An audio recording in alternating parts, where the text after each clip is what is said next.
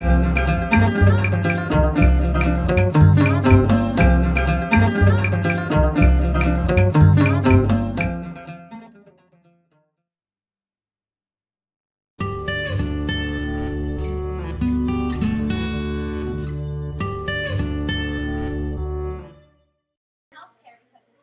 Dad, we know you love the outdoors, so we'd first like to examine the natural aspects of Iraq and China.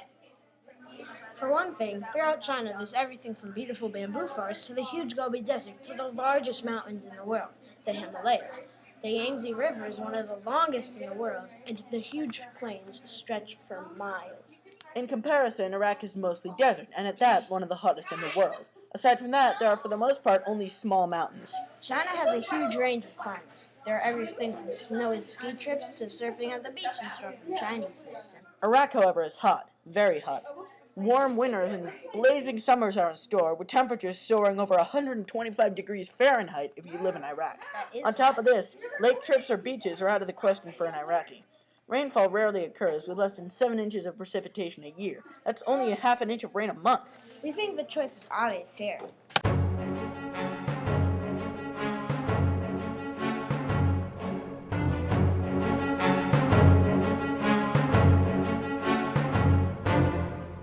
Neither China nor Iraq is perfect security-wise, but again, for this one, China comes on top.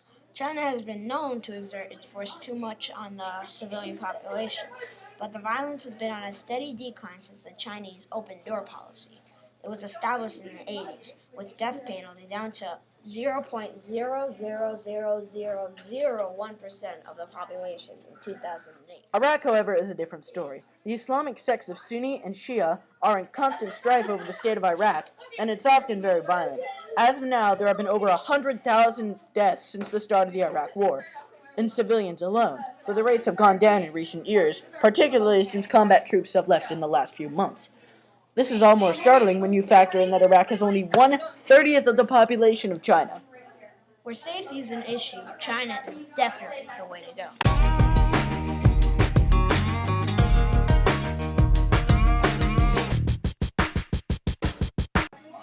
Iraqi education is not exactly world class. Education past 6th grade isn't even mandatory. And since the 90s, funds for schools have been slowly dropping. These days, outdated, if any, textbooks are the norm, and since enrollment rates have dropped in the 90s, they've never fully recovered. Oftentimes, students have needed to travel abroad just to get a viable education. China, however, is well known for its world-class education system. Students acquire academic training for a full 12 years, and both academic and vocational training is used for 3 years in higher education. China consistently tops even American test scores, often topping the charts, while America ranks somewhere in the 20s, and Iraq usually doesn't even make the top 50. Chinese culture is known to stress academic achievement. We think the choice is obvious here.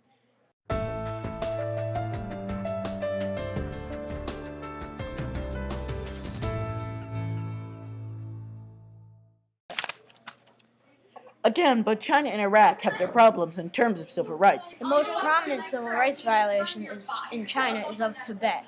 The Chinese government has denied many basic rights to the Tibetan people for some time. The Chinese had a harsh iron fist on the people of Tibet since the 1940s. And have denied them many basic civil rights. Iraq's many prominent civil rights violations are numerous, so we will give us as an example the persecution of the Kurds.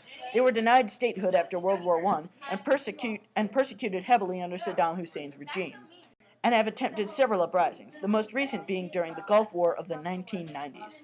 This one is less obviously toward one side or the other.